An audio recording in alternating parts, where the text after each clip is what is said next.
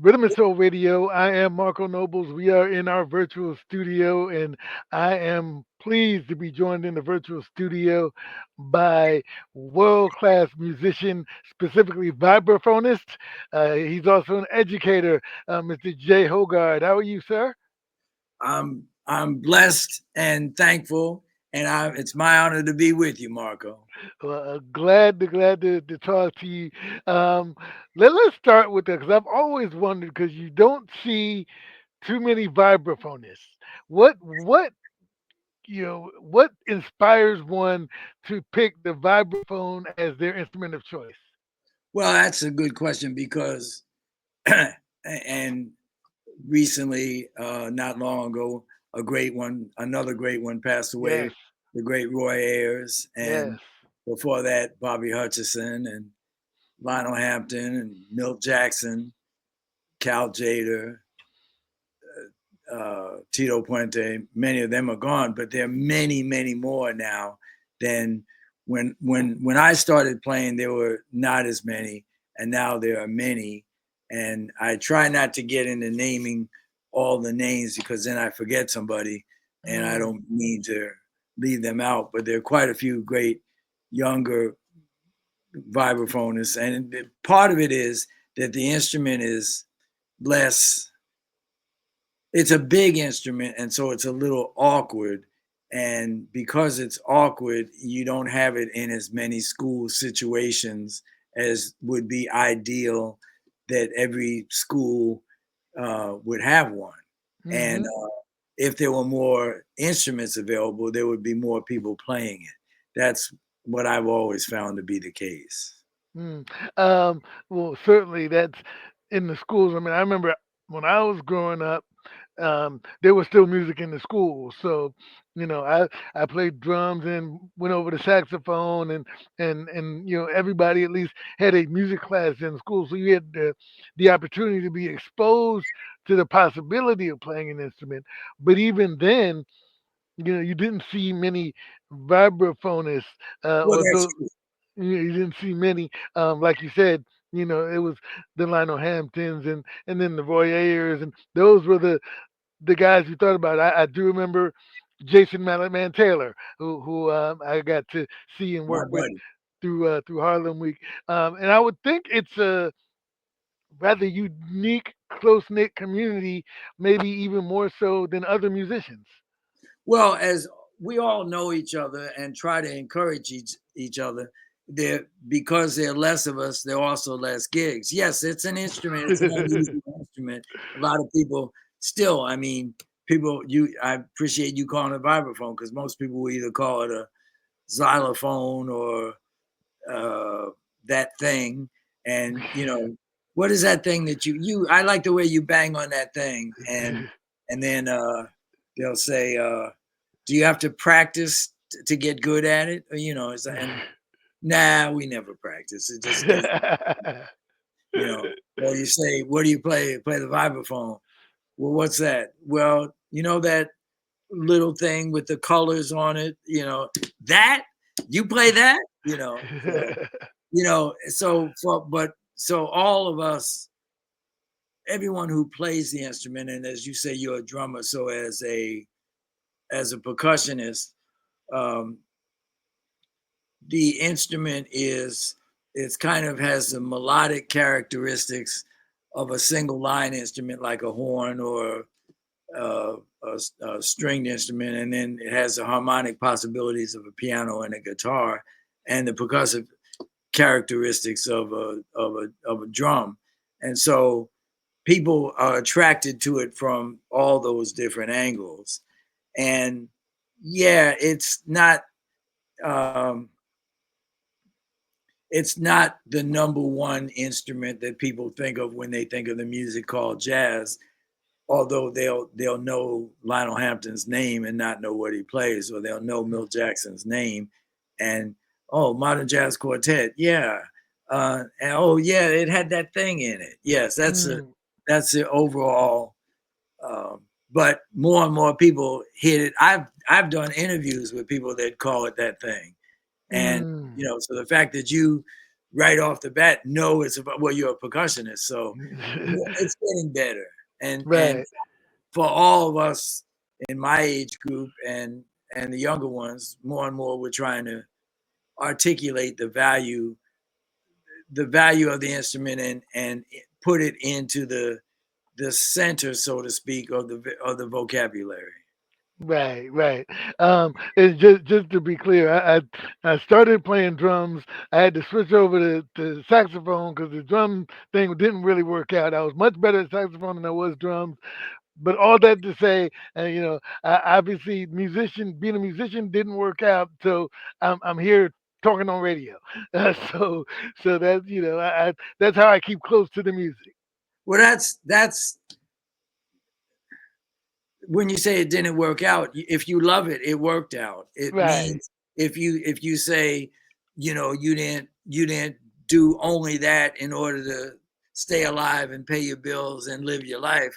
Well, that's the story of many, many, many people. Mm, And and we all have to, and those who are blessed enough that, or they're fortunate enough, or the way things work out, or crazy enough that we stay just doing this, we feel the calling that if we couldn't be happy, we couldn't exist if we weren't doing this. You still got to do. We all still have to do something else, because uh, in one way or another, in one time or another. And I usually tell musicians, young musicians, that you have to learn how to teach, because everybody has to do that minimally. I mean, a lot of people get other jobs, and you know, there are stories about great musicians who were driving cabs and who were,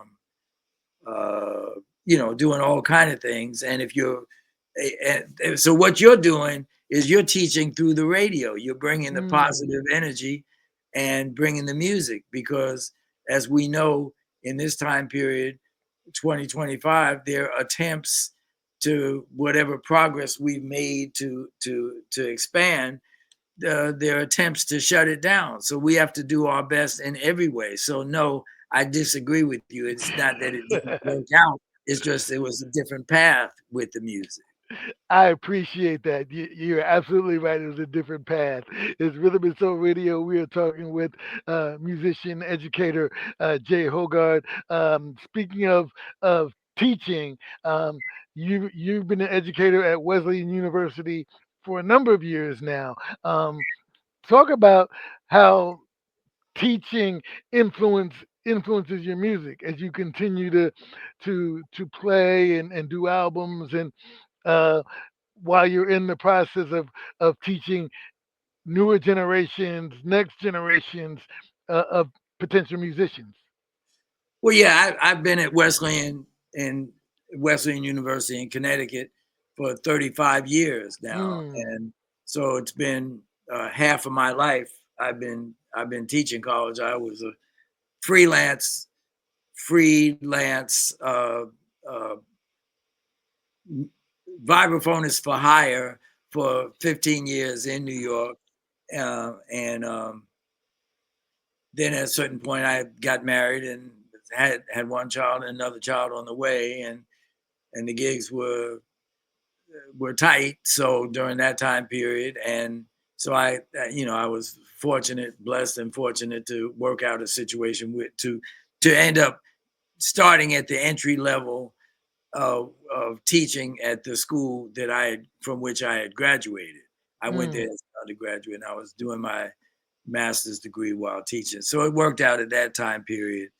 And over the years, I've been able to keep my professional career going, and recording and traveling and uh, collaborating with various people in various kind of situations. And but I've always felt it was. I'm also from a family of teachers, and so I've always found it important to be able to work at conveying that information to young people. And in fact, part of the reason, and I know you're getting ready to bring it up, but I hmm just want to bring it here, that one of the things is in the town in New York where I grew up, Mount Vernon. Will be. I also came out of Jazzmobile. I grew up in Mount Vernon, And as you said, they always had a music program in those years, in the 60s, early to mid 60s. And I grew up in a good music program. But then when I was at 17, when I was 15, I started playing the vibraphone, and I started at Jazzmobile when I was 16, when it was Mm. in Harlem on 100. I'm sounding like Miles today, but I'm not really trying to sound like him. Yeah, it's interesting because I didn't realize, and I don't know how I've missed this over the years, that you grew up in Mount Vernon, and then you spent obviously a lot of time in Harlem, and it's ironic because I grew up in Harlem and moved to Mount Vernon and spent a lot of time in Harlem and Mount Vernon. So it's just interesting how we see things come around. Well, it's a neighborhood. It's a whole New York area, Queens, Brooklyn, Bronx. Mhm. It's the New York City magnet. Then you have Westchester, you have Long Island, you have Jersey, Yeah. Southern Jersey. Yeah, I mean, it's New York is a strong magnet for all kind of music. And even though, as I was saying before my voice was given out, that it's always been hard enough, but now we're at a conscious level where they're taking away funding for programs and things like that. The NEA is being defunded, and all these programs that sponsored cultural programming for all kind of music are being, at least temporarily, being halted the funding. And and as you said, in the schools, there are all these programs that now are even going to have a harder time. So in Mount Vernon, Jazzmobile has partnered, and let me just say that Jazzmobile, as a great organization founded by the great Dr. Billy Taylor Yes. in the early 1964, I think. And so when I was there, it was only 5 years old. It only existed for 5 years when I was a student there, and it was at IS 201 on 127th Street between Park and Madison, which is now it's the Boys and Girls Choir of Harlem building. Mhm. Uh, but anyway, in Mount Vernon, Jazzmobile has partnered, and the Presbyterian Jazz Society (PJS) Jazz Society has partnered with the school system, and we're doing this performance. They've had a number. All the people who are going to play on this performance um, have been teaching in that school system for the last month, and we're going to do kind of a summary performance there at the Washington Denzel Washington Performing Arts School. Yeah, Denzel Washington School of the Arts. That performance that Jay Hoggard is referring is a culmination of this education program that's been going on over the last few weeks there at the Denzel Washington School of the Arts, and you're leading an all-star band, as it were. Denny Mixon on piano, Brandon Bullock on bass, Bruce Edwards on guitar, James Zolar on trumpet, Antoinette Montague vocals, Dave Gibson on drums, Patience Higgins on saxophone, and Ron Pocopaz on trombone. You Belden know, Bullock on the bass. I'm sorry. Belden Bullock on the bass. Brand, yeah, Belden Bullock on the Belden. bass. Yes, Belden on the bass, and it's just a very unique experience. It is this Friday at 2 p.m. for those who are listening who are in the area of New York City, Mount Vernon, Yonkers. White Plains, you can come on over to Mount Vernon to Louisville. Denzel Washington School, 2 p.m., and it's free, and you can come and enjoy.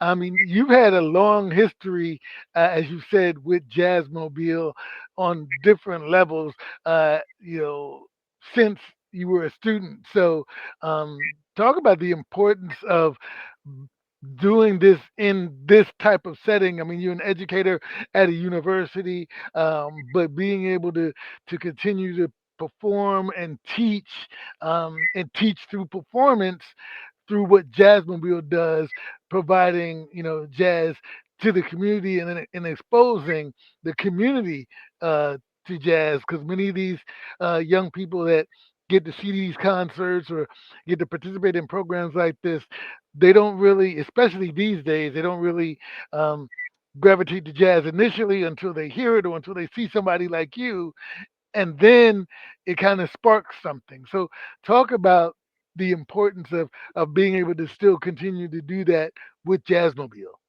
Well, you just said it beautifully. You summed it up that our kind of music is not um, they're limited media outlets for it, and so we need and appreciate every media outlet that that supports and presents our music. And it's hard enough for people who grew up with it to find it. So the many of the young people, unless their parents are into um, are either as musicians themselves or culturally have a cultural consciousness, they just don't get exposed to it. And then I had some conversation, Billy Taylor had this concept, as I said, in '64 about, and he was part of that age group of all the Max Roach and Archie Shepp and the AACM people and Mm. so many others who were Makanda, Ken McIntyre, who were the Bill Barron, who was my teacher, Sam Rivers. They all had this vision of bringing the music in an institutional kind of situation, and then let that be the way the entrance for a lot of people who normally didn't get exposed to it. Hmm. And over the over the many years, that's unfortunately the exposure has gotten even less and more complicated. So it's important when although there are many more young musicians and young practitioners uh, who who've embraced it and understand the power, the spiritual and cultural power of the music. It's not just as an entertainment music, although it's entertaining too. We try to be entertaining.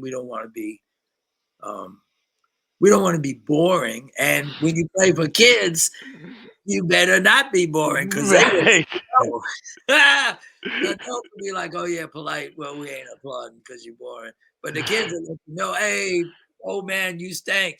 You know. But at the same time, when you bring it, and we all try to bring it, um, they respond with love, and even more than the love. No, not more than the love, but part of that love is affection and commitment to learning about this music and learning about the history from throughout the 20th century and into the 21st century now of the power of this African American derived uh, cultural music that represents all. It's an art music representing all the aspects of all kind of the popular and creative musics uh, that are part of our cultural tradition. Yes. It's Rhythm and Soul Radio. We're talking with Jay Hoggard. Um, obviously there's the concert on Friday, 2 p.m. Denzel Washington School of the Arts in Mount Vernon, New York. Everybody is invited. It is absolutely free. Um, there's also projects that you have that you're working on as well. What is I know the most recent album was released a few months back, I believe, if I'm not mistaken. Yeah, last year Yeah. my two my two most recent records are entitled "Raise Your Spirit Consciousness" and Hmm. "Retro Focus."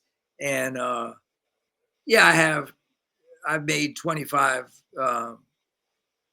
recordings that have been released, and if people are interested, yeah, they can go to my website, which is myname.com, and it's there. And then I do a lot of traveling and performing in the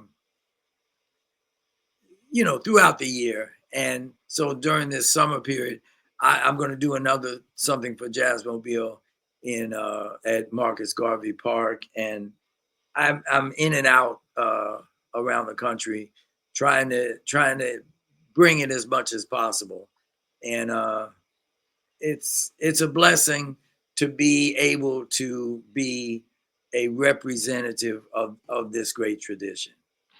Absolutely. And it's a blessing that to be able to talk to you for just a little while. We appreciate it. We certainly have to talk to you again. Maybe when later on in the summer as you're slowing down and getting ready for the next school year, because I know there's going to be a lot of traveling and work for you over these next couple of months. We've been talking with Jay Hoggard. Please visit his website, jayhoggard.com, so that you can see some of the music and avail yourself of some of the music as well as see some of his performances around the region, around the country, and around the world. Uh, Mr. Hogarth, thank you so much for taking the time. Well, thank you for taking the time to include me and keep doing what you're doing. And by the way, those things behind you, those Yes. beautiful things behind you, uh, why don't you tell your audience how important those things are?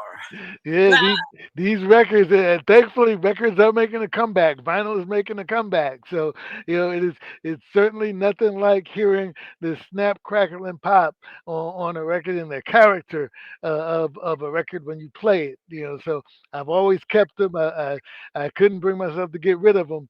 So it's definitely something about not only hearing the music on a vinyl, but also being able to actually read the liner notes and see who worked on this particular piece of music, from the producers to the musicians to who even wrote the liner notes, and if there is the lyric sheet within it, you can read the lyrics and have the lyrics emblazoned in your mind and be able to sing every from the fullness of your spirit every time you hear one of your favorite songs.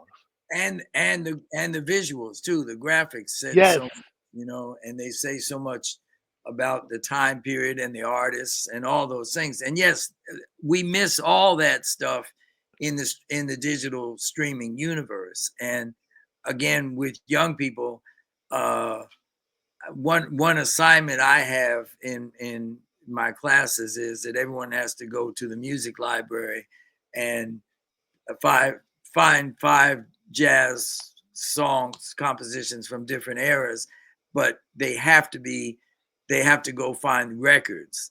You can't Mm, do the streaming. And people come back, these young people come back and say, oh wow, I knew about uh records, and my parents had them or someone had them, or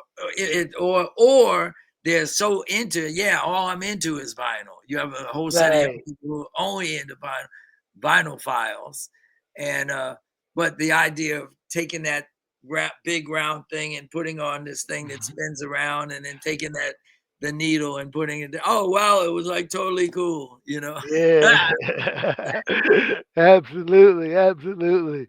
Mr. Hogarth, again, thank you so much. We've been talking with Jay Hoggard, his website, jayhoggard.com, where you can find information on his music, his performances, including the show he's doing with Jazzmobile, where he's leading an all-star band, culminating a series of educational components with the Denzel Washington School for the Arts. So certainly, if you can come out on Friday at 2 p.m., come on out and see Jay Hoggard and an all-star band do their thing and showcase what they've been teaching to young people in Mount Vernon and beyond. Again, thanks, Jay Hoggard. We appreciate it. Thank you, my brother Marco. Peace and blessings to you and yours. All right, same to you. It's Rhythm and Soul Radio.